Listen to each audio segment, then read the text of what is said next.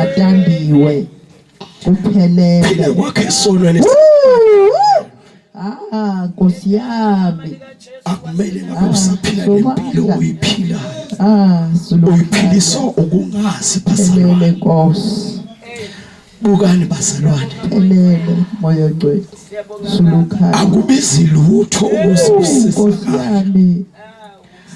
Kubiza wena ukuthi uthathe uJesu umfake enhlizweni. Awukhiphe imali. Awukhiphe isenti. Haleluya. Uthatha uJesu nje umfake enhlizweni. Bese uyakusebenza bazalwane.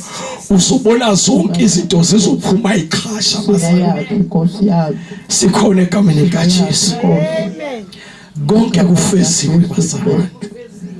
Phelele Nkosi. Kuthi ngithi mama Nkosi. Umuntu nomuntu ophilayo emhlabeni. So kunezinto asozenza. Ngizokhuluma ngayo ngelinye ilanga le. Haleluya. Yabona mangabathi uJeremiah ngakwazi usasehlwile. Ngagcoba.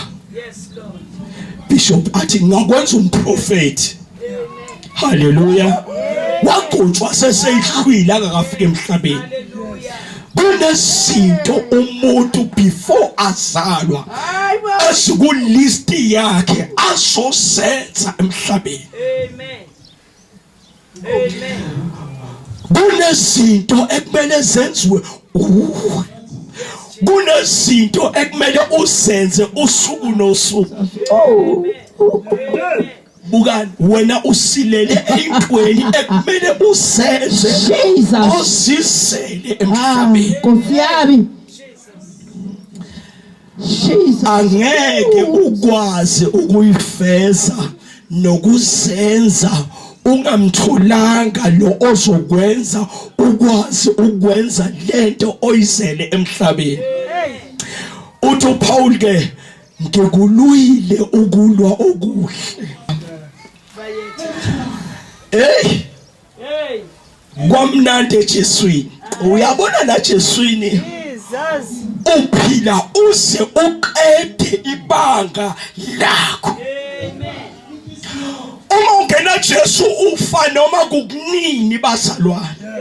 Uma ngabe ungena Jesu usathane ukubulala noma ngabe kukunini bazalwane. Kunabantu abafa premature death. Ngizokhuluma ngazo ngelinye ilanga leso. Amanye ama topic lawo bazalwane. Kodwa uma ngabe unoJesu uphila. Hey God. Hallelujah. Ngithi uphila uzuqeda ibanga lakho. Hallelujah. Amen. Uma ungazuguga umdlwane ukuthi unangakhe. Bese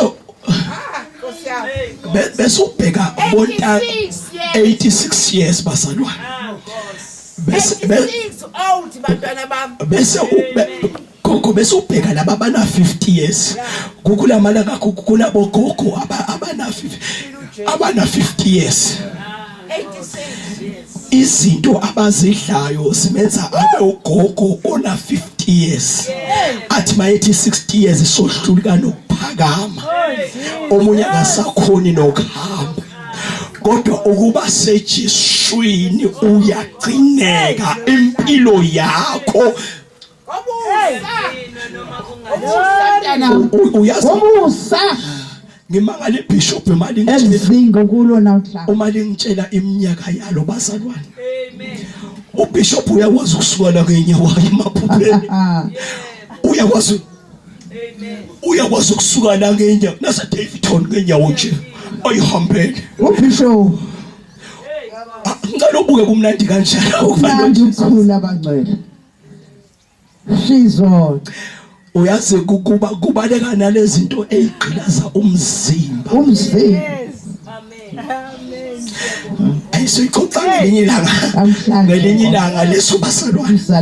Kodwa ke lezo zinto zikwenza ukwazi ukuqeda ibanga lakho olibekelwe. Hayibo. Minyaka.